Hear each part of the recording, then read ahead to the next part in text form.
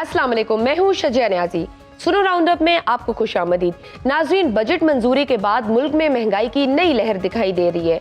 नए बजट में आवाम पर 1700 अरब रुपए के इजाफी टैक्सेस आयद किए गए हैं।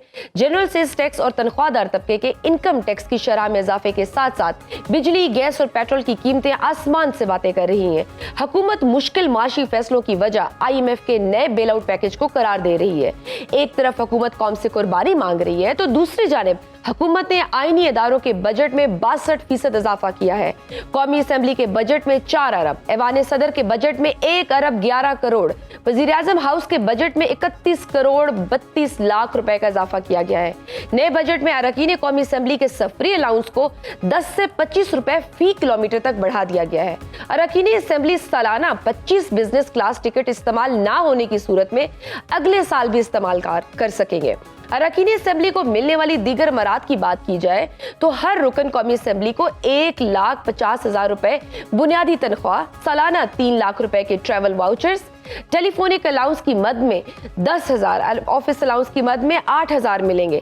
एडहॉक रिलीफ की मद में 15,000, इजाफी अलाउंस की मद में 5,000 भी तनख्वाह में शामिल होगा। कायमा कमेटी के चेयरमैन बनने पर 25,000 रुपए एजाजिया दिया जाएगा। रुकने असेंबली बतौर चेयरमैन कमेटी 1300 सीसी गाड़ी के साथ 600 लीटर फ्यूल भी फराहम किया जाएगा। गरीब कौम की नुमाइंदा पार्लियामेंट के शाहाना अखराजात की दास्तान यही खत्म नहीं होती। पिल्डेट की रिपोर्ट के मुताबिक गुज़श्ता कौमी असेंबली के एक इजलास पर 6 करोड़ 65 लाख रुपए की रकम खर्च हुई, जबकि एक MNA पर रियासत ने 2 करोड़ 5 लाख रुपए खर्च किए। वो पार्लियामेंट जिसे आवाम को रिलीफ देने के लिए इकदामात उठाने चाहिए, वो अपनी मराद में इजाफे के लिए सरगर्म दिखाई दे रही है। रोटी, कपड़ा और मकान का नारा लगाने वाली पीपल्स पार्टी गरीब दुश्मन बजट को मंजूर करवाने के लिए पंजाब में पावर शेयरिंग फार्मूले के लिए सियासी सौदेबाजी करती रही। बज़ाहिर बिलावल भुट्टो इस बजट को बाबूस का बजट करार देते रहे, मगर फिर जमहूरियत के वसीतर मफाद में बजट की हमायत करते दिखाई दिए। एक तरफ गरीब कौम पर हर रोज पेट्रोल और बिजली के बम गिराए जा रहे हैं, तो दूसरी जानिब लाहौर में ब्यूरोक्रेसी के आला अफसरान के लिए 2 अरब रुपए की लागत से 29 लग्जरी घर तामीर किए जा रहे हैं। सवाल यह है कि इस मुल्क में तमाम मराद समेटने वाली अशराफिया कितना टैक्स देती है? क्या गरीब कौम अफसरशाही और बेहिस नुमाइंदों का बोझ उठा सकती है?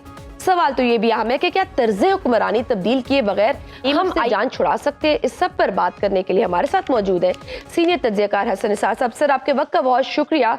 सर, हुकूमत ने नया बेल आउट पैकेज हासिल करने की खातिर बजट में IMF की तमाम शराइत को पूरा किया है। तकरीबन 1700 अरब के इजाफी टैक्सेस लगाए गए हैं। महंगाई का नया तूफान दिखाई दे रहा है। आप इस हुकूमत के नए बजट को कैसे देखते हैं? इस बजट के माशरे पर असरात क्या होंगे? पहली बात तो ये है कि आप IMF को ब्लेम करना बंद करें। ये इस मुल्क में एक प्रोपेगेंडा चल रहा है, विलेन बना रहे हैं उसको। पहली बात ये है कि IMF ने को गन पॉइंट पे कहा है हमसे पैसे लो। इन्होंने ही इस मुल्क को बर्बाद किया और यहां तक पहुंचाया है। IMF एक इदारा है, साहूकार लोग हैं भाई, तो वो जो चाहता है, ये क्या कहा था इस वजीर आजम ने कि नाक से लकीरें वगैरह जी। ओ भाई why are you blaming them? दूसरी बात, IMF की सरबराह हमेशा इन लोगों को एक बात कहती है, ये नहीं आपको पता क्या कहती है वो, कि गरीब आदमी को रिलीफ दो। अब इसको मिफ्ता इस्माइल के इनके साबिक वजीर खजाना, काबिल आदमी, खानदानी आदमी, पढ़ा लिखा आदमी, समधी शमदी नहीं, पढ़ा लिखा आदमी जी। अच्छा, उसका रिसेंटली एक स्टेटमेंट है कि हुकूमत अपने अखराजात यानी अपने लल्ले तलल्ले बदमाशियां 5% कम कर देती तो टैक्स की नौबत ना आती। देखो जुल्म, क्या आप जैसे पढ़े लिखे बच्चे भी IMF क्या है भाई? वो आए, तुम गए हो, उन्होंने गन पॉइंट पे आपको देना है, ये दे रहे हैं, या आप उनके तलवे चाट रहे हो? और ये मुल्क यहां तक पहुंचा कैसे है? इस मुल्क में किसी को ये होश नहीं, जो जितनी देर बरसर इख्तिदार रहा उतना ही मुजरिम है, उतना मांस काट लो उसका। ये इतने बेशर्म लोग हैं कि बूथा उठा के कह देते हैं फौजी आमर फौजी आमर। और पता है कराची की स्टील मिल परवेज मुशर्रफ साहब के जमाने में प्रॉफिट में रही। ये गलत प्रोपेगेंडा। अच्छा, अब सूरत हाल क्या है? ये पंजाब में ब्यूरोक्रेसी के लिए गाड़ियों के बाद, कीमती गाड़ियों के बाद लाहौर में लग्जरी घरों की तामीर शुरू कर दी गई है। सर 2 अरब के 29 घर। मैं एक मिनट ना, मुझे बात करने दो ना। ब्यूरोक्रेट्स के लिए गाड़ियों, कीमती गाड़ियों के बाद लाहौर में लग्जरी घरों की तामीर शुरू कर दी गई है। 1 अरब 64 करोड़ 45 लाख। और घर कितने आपने अभी बोले थे? सर 29 घर। 29 घर। इसको जरब जमा करो। ये पब्लिक सर्वेंट्स हैं, ये अवाम के नौकर हैं, चाकर हैं। ये एवरेज मेरा ख्याल है बनता होगा ये कोई तकरीबन 9 करोड़ का घर। वो क्या मैं ये गुंडागर्दी है? What is this? क्या हो रहा है? अंधे हैं, बहरे हैं, तातारी हैं। ये चंगेज खान का लश्कर है इस मुल्क में। कौन है ये? इतने अच्छा, पहले लग्जरी गाड़ियां, अब इनके घर बन रहे हैं। और कहते क्या है इनको? पब्लिक सर्वेंट्स जी, अवाम के चाकर, उनके अवाम के टुकड़ों पे पलने वाले। यार को खुदा का खौफ करो। अच्छा, वो जो पंजाब की वजीर इत्तलात, वो फरमाती हैं कि गाड़ियों की मंजूरी तो मरियम नवाज नहीं बल्कि निगरान दौर में। तो बंद कर दो। निगरानी है तो कोई इलेक्टेड गवर्नमेंट थी ही नहीं। ये वही है ना गंदम स्कैंडल वाले, निगरानी है। तो भैया अगर उन्होंने मंजूरी दी तो लानत भेजो, बंद कर दो। क्या आर्ग्यूमेंट है ये? वो बात सुनो, ये बहरहाल ये मुल्क नहीं है, राजवाड़ा है कुछ खानदानों का। खुदा का खौफ करें। अशराफिया पे टैक्स लगाएंगे। ये गा गे गी पे चल रहा है, इस राग पे चल रहा है ये मुल्क। सर क्या अशराफिया पे? अब तक देखे तनख्वाहदार तबके पर टैक्स की शरह बढ़ा दी है इन्होंने। जीएसटी की शरह 18% पर ले गए। बिजली, गैस, पेट्रोल सब कुछ महंगा कर दिया है। और दूसरी जानिब अशराफिया को प्लॉट बेचने, आपने अभी बात भी की है, खरीदने पर इस्तिस्ना दिया जा रहा है। सरकार ने अपने खर्चे तो कम करने के बजाय आईनी इदारों के बजट में 62% सर इजाफा किया है। यानी कौम से कुर्बानी मांग रहे हैं, वो खुद कुर्बानी देने के लिए तैयार ही नहीं है। यार मैं अब ये पता है लोगों को, पता नहीं बेहिसी है क्या नहीं है, मुझे इसकी समझ नहीं आती। अभी राशिद महमूद, संगीता खानम का मैं पढ़ रहा था, निशो बेगम का मैं पढ़ रहा था। सफेद पोश आर्टिस्ट लोग हैं। राशिद महमूद ने मौत मांगी है अल्लाह पाक से। जड़ावाला में एक माजूर नौजवान ने बिजली का बिल अदा करने के लिए हुकूमत को ऑफर किया है, मेरा गुर्दा बेच दो।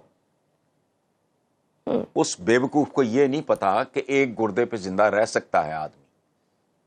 तो अगले महीने अगला गुर्दा, उसके बाद क्या करेगा वो? क्या बेचेगा? देखो बात सुनो, मेरा अल्हम्दुलिल्लाह अल्लाह का करम है बहुत, मेरी शायद सेहत पे कोई इतना फर्क ना पड़ता हो। खुदा की कसम नींदें मेरी हराम हो गई। ये कैसे बेहिस लोग हैं, ये कैसे भेड़िए हैं, तेंदुए हैं, जानवर हैं। वो क्या पागलपन है ये? अच्छा, कुछ लोग कह रहे हैं कोई मौत मांग रहा है। और कौन? पाकिस्तान का एक सफ़े अव्वल का अदाकार राशिद महमूद। इसके बाद क्या होना है? वो इस पे तो मेरे जैसे बंदे को वो शेर याद आता है मुनीर नियाजी साहब का, अल्लाह बख्शे उनको। कमाल की बात है, उन्होंने तो कुछ साल पहले लिखा था, इस शहर संग दिल को जला देना चाहिए, फिर इसकी राख को भी उड़ा देना चाहिए। वाह वाह। मिलती नहीं अमान हमें जिस जमीन पर, एक हश्र उस जमीन पे उठा देना चाहिए। क्या ये माहौल ये क्रिएट करना चाह रहे हैं? सर आवाम को तो गुर्दे बेचने कोई ढंग का काम एग्जैक्टली इन्होंने लगा दिए। सर ये बजट मंजूरी में पीपल्स पार्टी और बिलावल भुट्टो के रोल को आप कैसे देखते हैं? पीपल्स पार्टी की तजवीज पर अरकान असेंबली के सफरी अलाउंस को 10 रुपए से बढ़ाकर 25 रुपए कर दिया गया है। तो हर रुकन कौमी असेंबली को साल में 25 बिजनेस क्लास के टिकट्स मिलते थे। अब अगर ये टिकट साल में इस्तेमाल नहीं होंगे तो अगले साल में शामिल हो जाएंगे। सही अयाशी कब तक चलेगी? जी, लेट्स नॉट कंफ्यूज पीपल। कसूरवार एक खानदान है जो पूरे का पूरा हुकूमत में है। तो देखो, छोटा भाई वजीर आजम समदी शरीफ जी, नायब वजीर आजम साहबजादी फलाना वजीर पता नहीं क्या वो बारबूर का जो क्या होता है वो फॉरेन मिनिस्टर भी है साथ। अच्छा, फिर एक और है जो पता नहीं क्या है वो तो सारे का थारा या अहले खाना है या खाना खराब है। वो कहाँ पहुंच गए लोग? खुदा की कसम, मेरा अपना दिमागी हालत ठीक नहीं है। फोन आते हैं लोगों से, मैं सुनता हूं, बात करता हूं, इस तरह की स्टेटमेंट्स पढ़ता हूं, अपना जीना लगता है हराम। खुदा की कसम यूं लगता है मैंने किया है। लेकिन जिन्होंने किया है वो ढीटों की तरह अशराफिया पे टैक्स लगाएंगे जी, ये डिंगियां जी उंगलियां लाके आ जाते हैं, खत्म। उसमें से क्या निकालना है आपने? ये सवाल जवाब करके ये चाह रहे हैं वो जो कोई अफ्रीकन कंट्री में हुआ था, कोई इस तरह का को तमाशा लगे, वो अल्लाह ना करे। एक लर्जा बरंदाम एक पूरे का पूरा मुल्क है, खुदा ना खास्ता ये किस हद तक ले जाना चाह रहे हैं। और बाज़-औक़ात मुझे ये शुबा होता है कि ये सारा कुछ कहीं बाय डिजाइन तो नहीं हो रहा। इतना कौन अहमक और फजूल हो सकता है जिसको ये अंदाजा ना हो कि लोग क्या कहेंगे, यार हम तो 1 रुपया छोड़ने पे तैयार नहीं है।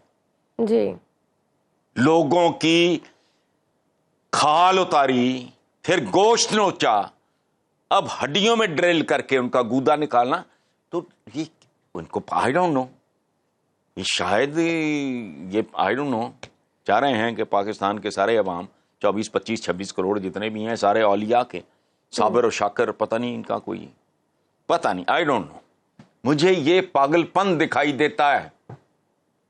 इनके अपने लोग मिफ्ता इस्माइल, इनके साबिक वजीर खजाना, और वो रिश्तेदार नहीं है, वो मेरिट पे, वो पढ़ा लिखा खानदानी आदमी, वो ये जो साबिक इनके वजीर आला क्या है पिंडी के रहने वाले शायद खाकान नवाज जी, बात करते करते मुझे बात भूल जाती है। बहरहाल ये सवाल आप कहां से लेके, या ये सारा कुछ यही है सर। एक तरफ तो ये तर्ज हुक्मरानी बदलने को तैयार नहीं है, अवाम दुश्मन ये बजट है। दूसरी तरफ शहबाज शरीफ साहब तसल्ली देने के लिए कहते हैं कि ये IMF का आखिरी पैकेज होगा। यू थिंक जब इस तरह की हरकतें हो, कुड दैट बी पॉसिबल? नहीं, वो मुमकिन नहीं होना। ये फजूल बात है, बिल्कुल फजूल बात है। और याद रखना, ये बिल्कुल मेरी ये किताब है, तौफीक हो तो पढ़ के देखना, पुराने कॉलम्स का मजमू है, उसका उन्वान है आदम खोर निजाम का नोहा। वो कई साल पुराने कॉलमों का मजमुआ है, उसके एडिशंस भी आ चुके हैं, पढ़ के देखो। इन दिनों के लिए मैं मातम करता रहा, क्या आएगा, ये वक्त दूर नहीं है, इंसान बनो, लेकिन नहीं। तो ये बजट के नाम पे जो मुस्तकबिल बनाया जा सकता है, या बैरून मुल्क अपनी जायदादें बनाई जा सकती हैं।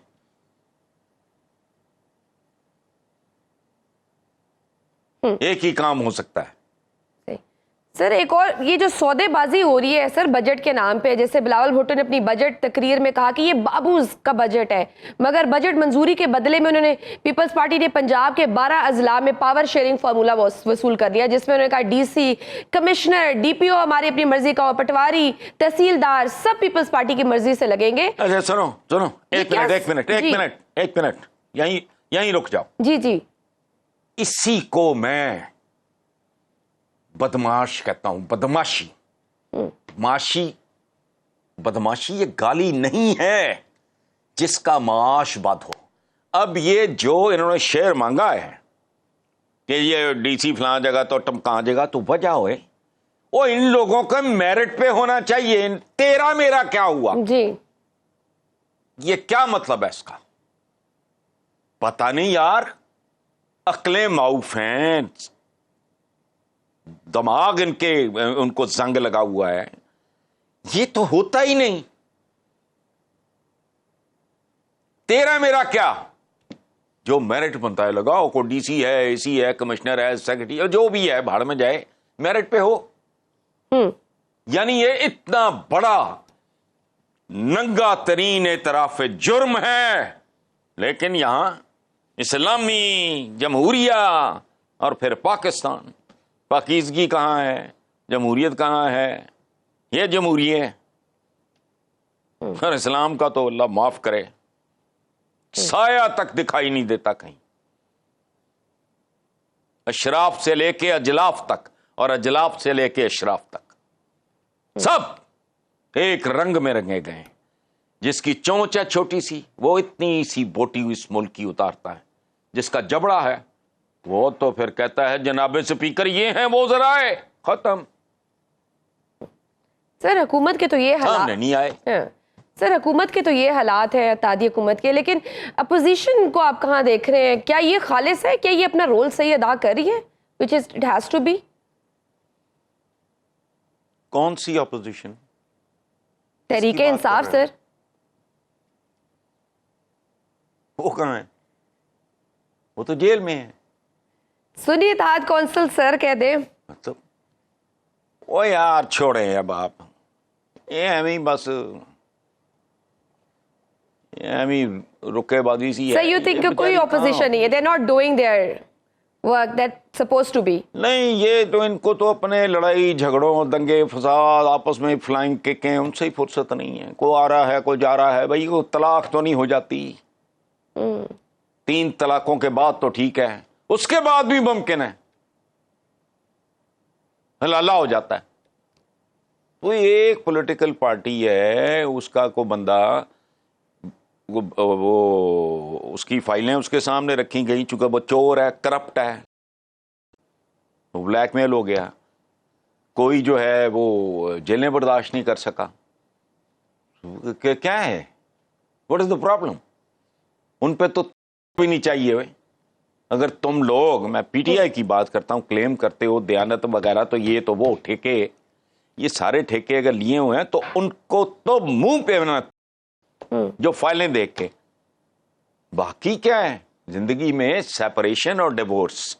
देखो, सेपरेशन होती है एक चीज, अलहदगी। वो बेगम रूठ के चली गई है, शौहर नाराज होकर घर से, अच्छा। दूसरी होती है डिवोर्स। वो मैं तो कहता हूं डिवोर्स के बाद भी रीयूनियन हो जाती है, हलाला करना पड़ता है बस। थोड़ी सलाह है कि आपने जी। गुफ्तगू का सिलसिला जारी है नाजरीन, यहाँ लेते हैं एक छोटी सी ब्रेक, देखते रहिए Suno round up. Welcome back to Suno round up. नाजरीन हसन निसार साहब हमारे साथ मौजूद हैं। सर अगर मैं स्पेसिफिकली होके पूछूंगा, इजाजत दे, तो फवाद चौधरी की सियासत में ये एंट्री और पीटीआई की क़यादत पर जिस तरह से वो तनकीद कर रहे हैं, आप उसको कैसे देखते हैं? क्या लोग ये कह रहे हैं कि लॉन्च किया जा रहा है उनको, पीछे एस्टेब्लिशमेंट है? यार देखो, बात सुनो, हम बड़े बदनसीब और कुंद-ज़ेन लोग हैं। कदम कदम पे आता है हमारे खिलाफ कॉन्स्पिरेसी, गोरे ने करनी है, तुम्हारी औकात क्या है? तुम बेचते क्या हो? तुम्हारे खिलाफ क्या कॉन्स्पिरेसी? मेरे जैसे पाकिस्तानियों के होते हुए किसी कॉन्स्पिरेसी की जरूरत है?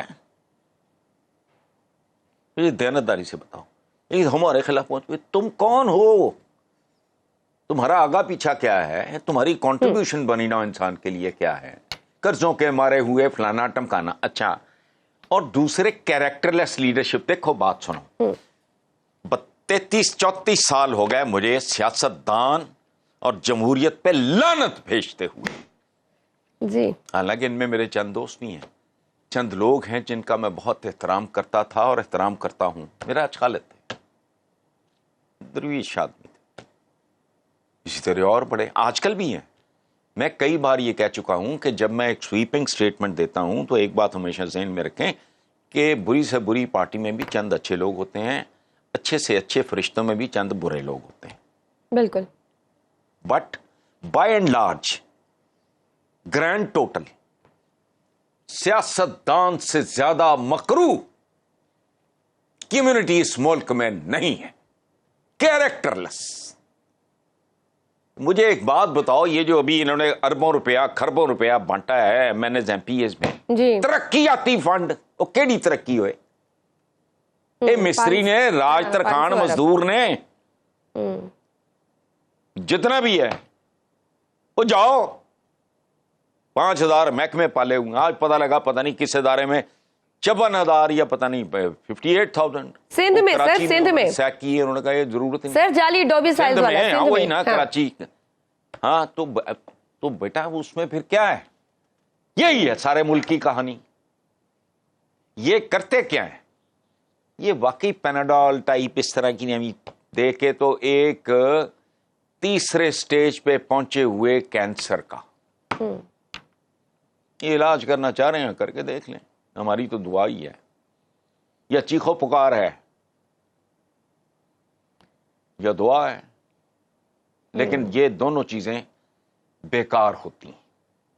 इनकी सर अब तो पाकिस्तान इन हालात में बाहर भी आवाज उठना मेरिट है। शुरू हो गई सुनो है। एक मिनट जी। एक मिनट एक मिनट एक मिनट जी दुआ का लफ्ज मैंने इस्तेमाल किया है। दुआ को भी हम लोग मिस यूज करते हैं इस लफ्ज को। दुआ का एक मेरिट होता है। मैंने किसी गरीब का हक खाया हो, मैंने किसी बेवा का माल खाया हो, यही हो रहा है ना यहाँ। गरीब भूखे नंगे अवाम, करोड़ों आदमी पॉवर्टी लाइन पे, तो मेरी दुआ मेरे मुंह पे आएगी। 76 साल हो गए दुआएं मांगते हुए, हर नमाज के बाद दुआएं मस्जिदों में होती है। कश्मीर भी आजाद हो गया, फलस्तीन का कुछ बन जाए, हो बन गया। दुआ के लिए मेरिट चाहिए, हवा में नहीं होती। सरता पा मैं शैतान हूं और मांग रहा हूं दुआ और इंतजार कर रहा हूं कबूलियत का, तो फिर मेरे पे ही लानत है। छोड़ें।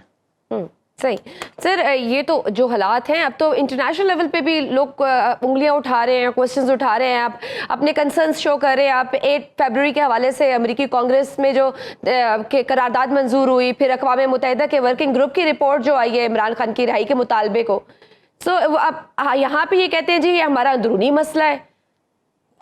आप अपनी PR फर्म्स हायर करके ये कर रहे हैं। ये बिल्कुल बेहुदा बात कर रहे हैं। It's a global village. दुनिया में पोल्यूशन के लिए कौन जिम्मेदार है? अब ये भी एक प्रॉब्लम है। कोई मसला अपना नहीं है। अब याद रखना, ग्लोबल विलेज है। और दूसरी बात, दे आस्क्ड फॉर इट। कहते हैं हमारे अंदरूनी मामला। तुम्हारे अंदरूनी मामला, उनको क्या तकलीफ है? Why are they doing it? दूसरी जो बात है उसका भी यही जवाब, यू आस्क्ड फॉर इट। अच्छा जी, लॉबिंग की, ओके ठीक है, लॉबिंग होती है दुनिया में, तो लॉबिंग को वजह होनी चाहिए ना। बहरहाल क्योंकि सब ये कहते हैं ना कि आप लोग खुद ही पहले एक आप डिपेंड बनाते हो बयानिया के रिजीम चेंज की बात करते हो कि America was involve in it, फिर एब्सोल्युटली नॉट की बात करते हो, कहते हो गुलामी नामंजूर साजिश की गई। तो अब ये क्रिटिसाइज करते हैं कि अब यही हुकूमत के फिर अब इस कांग्रेस की करारदाद और वर्किंग ग्रुप की रिपोर्ट भी अब आ जाती है, फिर आप इंसाफ के तकाजे भी उन्हीं से मांग रहे हो। यार ये रियलिटी है कि नहीं? पाकिस्तान में बच्चे बच्चे की जुबान पे यही कुछ है, तो बस खत्म हो गई बात। वो दुनिया के ठेकेदार हैं, मामे हैं, भीख। ओए IMF क्या है? उनका एक टूल है अंदरूनी मुदाखलत। ओए IMF के बॉस के जाके तलवे चाटते हो और इसको कहते हो अंदरूनी मुदाखलत। सुभान अल्लाह भाई, पता नहीं किसको ये बेवकूफ बनाते हैं। लोग हैं, बन जाते हैं, लेकिन खुशी भी है मुझे, मैं सच्ची बात बताऊं, आई एम वाइंडिंग अप। मैं इस बात पे खुश भी हूं, जिस तरह के अवाम हैं उनके साथ होना यही चाहिए था। अब जावेद तो जावेद जावेद, सूरज चांद रहेगा, तेरा नाम रहेगा, तो फलाना तो टमकाना, ते तेरे नारे बजणगे ते मेरे नारे बजणगे। What nonsense. जातों, बरादरियों, लालच, मफादात, जरूरियात, टके टके की मुलाजमतों के मारे हुए, छोटे छोटे ठेके, साइकिल स्टैंड का ठेका फलाना, ये तो कीमत है। तो जो हो रहा है ठीक हो रहा है। चलो सर, अगर इतने होपलेस सर हालात है, फिर तो अब यंग जनरेशन ये किधर जाए? ऑलरेडी ब्रेन ड्रेन जिस स्पीड से हो रहा है, तो फिर तो कुछ नहीं बचना। ओ ब्रेन आपके पास है ही नहीं, तो ड्रेन क्या होना है? हाँ, एक वैसे लफ्ज आ जाते हैं उसको चबाना शुरू कर देते हैं। इतने कितना का आइंस्टाइन है, कितना का न्यूटन है जो चला गया है बाहर, बताए ना मुझे। स्टीफनसन कितने हैं यहां। ब्रेन ड्रेन के लिए भाई जरूरी है पहले ब्रेन हो, ये टिड ड्रेन है। सही। हाँ, ये बेली ड्रेन है, ब्रेन ड्रेन नहीं। ब्रेन ब्रेन यहां कहां से आ गए? वही घसे पिटे, वही बातें, वही निसाब की वही घटिया किताबें। दुनिया कहां पहुंची हुई है, वो चांद मरीख पे। उनके बारे में कौन कहता है ये? क्या कहते हैं? वो बेराह रवी का शिकार है जी। सुभान अल्लाह। यानी वो रास्ता, असली रास्ता भूले हुए हैं। वो अपना असली रास्ता भूल के पहुंच गए चांद पे, मरीख पे, खला पे। और तुम कहां पहुंचे? IMF। वो भी मेरे खर्चे थे। गुफ्तगू का सिलसिला जारी है नाजरीन, यहाँ लेते हैं एक छोटी सी ब्रेक, देखते रहिए सुनो राउंडअप। वेलकम बैक टू सुनो राउंडअप। नाजरीन, हसन निसार साहब हमारे साथ मौजूद हैं। सर, हमारे पास तो बस यही बच गए, जैसे अभी सवात में आप देखें कितना सैड इंसिडेंट पेश आया है। तौहीन मजहब के इल्जाम में एक सियाह कोई हजूम ने बेदर्दी से कत्ल कर दिया। हाँ, बस ठीक है, ठीक है, बस यही ठीक। कुछ है। सर, इमरान खान साहब के बारे में क्या राय है कि इनके मुकदमात के बारे में आपकी क्या राय है? तो यार मेरी कोई राय, क्या उन्हें कोई डील मिलेगी? थक गया हूं मैं। तो यार क्या डील डूल, अवाम को कुछ मिलेगा या नहीं मिलेगा? इसको डील मिलती है नहीं मिलती है, आई एम नॉट बॉदर्ड। और जिसकी 40,000, 50,000, 60,000, 70,000, 80,000, इवन 1 लाख इनकम है, उसके 3 बच्चे हैं, किराए का घर है, वो मुझे उसका तो बजट बना के दिखाओ। ये इतने बेशर्म, इतने ढीठ, कुछ समझ नहीं आती। बंदा सोचता तो है ना यार, ये ठीक है इनके नहीं है मसाइल, नहीं होते, बट स्टिल बंदा उड़ता है। किसी भूखे बच्चे को आप उसके सामने सैंडविच या वो ये कोई कुबे बीफ फाड़ रहे हो, कितना बेगैरत आदमी होगा जो उस बच्चे की आंखों में भूख देख के तड़पेगा नहीं। तो ये अकेले आपको, इनको नहीं पता, नहीं पता कौन लाया, अवाम भुगते हैं। मियाँ दिन ना रहे भाई, कौन कहाँ देखता है बंदा, आगा पीछा कौन, कुछ भी नहीं। ठीक। सर, नवाज शरीफ साहब बड़े खामोश हैं, वो कहीं नजर नहीं आ रहे, सियासत से कुछ सामने नहीं है। कहा जा रहा है कि बड़े दिल बर्दाश्त थे वो इस बजट पे, और उन्होंने छुट्टी भी ले ली इस बात पे। नहीं, वो आपको पता नहीं, फिर पता ही नहीं है। 3 साल हो गए मुझे कहते हुए कि नून लीग जून जुलाई के महीने में तपती जलती रेत पे पड़ा बर्फ का ब्लॉक है जो पिघल रहा है। उसके बाद मैंने इसमें तरमीम की, 100 बार कहा मैंने। उसके बाद मैंने कहा कि अब ये ब्लॉक पिघल चुका है, जो कोई गंदमंद रह गया पानी, मैला मूला पानी, एक वाइपर आएगा और साफ हो जाएगा, खत्म। सुना नहीं ये? तो मियां साहब के तो बेचारे अब ठीक है। सर, नवाज शरीफ साहब ने अपनी साहबजादी मरियम नवाज साहिबा की कोचिंग ठीक कर रहे हैं? यू थिंक मरियम नवाज की ये 100 दिन की कारकर्दगी को आप कैसे देखते हैं? पता नहीं, मुझे नहीं पता। बड़े बड़े इश्तिहारात आ रहे हैं, पेड प्रमोशंस चल रही हैं। नहीं, वो इश्तिहारात का क्या है, वो मेरे आपके पैसों पे इश्तिहारात आ रहे हैं, आवाम के पैसे पे जेबों जा रहे हैं। वो इसके वैसे भी शौकीन है सारे, इसलिए जाने दो। अभी 100 दिन छोड़ो, 100 दिन में क्या होता है? 100 दिन में तो मंसूबा नहीं बनता। 100 दिन में आप घर बनाना चाहें ना एक सादा, 100 दिन में उसका नक्शा तैयार नहीं होता। मियाँ बीवी बच्चे वो बैठ जाते हैं, कोई एक मशवरा 100 दिन में। ठीक। सर, ये बिजली के बिल्स की तो हमने बात कर दी, ये लेकिन बिजली के मामले में जो केपीके की हुकूमत के रवैये को आप कैसे देखते हैं? जिस तरह से वजीर आला खुद ग्रिड स्टेशन में दाखिल होकर बिजली बहाल कर रहे हैं, और वो कह रहे हैं कि जितने बिजली चोर इलाके हैं वहां पे वो बिजली को बहाल कर रहे हैं, कह रहे हैं यहाँ पे लोड शेडिंग नहीं होनी चाहिए। जितने बिजली चोर इलाके हैं, पूरा पाकिस्तान बिजली चोर है। आपको नहीं पता या मुझे नहीं पता? वो कौन सी को नई बात है? ये सियासतदान है, इनकी किसी बात को सीरियसली ना लो, ये टोपी ड्रामे हैं सारे के सारे। लेकिन सर, ये जिस चीफ मिनिस्टर का इस तरह से जाके करना, खुद ग्रिड स्टेशन में दाखिल होकर बिजली बहाल कर देना। ओ चलो यार, ये टोपी ड्रामे हैं, होते रहते हैं। सर, ये ऑपरेशन अज़्म इस्तेहकाम के बारे में मैं आपका ओपिनियन लेना चाहूंगी कि आपकी क्या राय है इस पर? इससे क्या आप लगता है कि इस्तेहकाम आ जाएगा, कोई स्टेबिलिटी आ जाएगी, कोई दहशतगर्दी के मसाइल हल हो जाएंगे? 76 साल में ऑपरेशन नहीं इससे आया। पहले भी बहुत होते रहे। ओ भाई, यही तो कह रहा हूँ, 76 साल में इस्तेहकाम नहीं आया, आधा जी। मुल्क फारग हो गया, फिर इस्तेहकाम नहीं आया।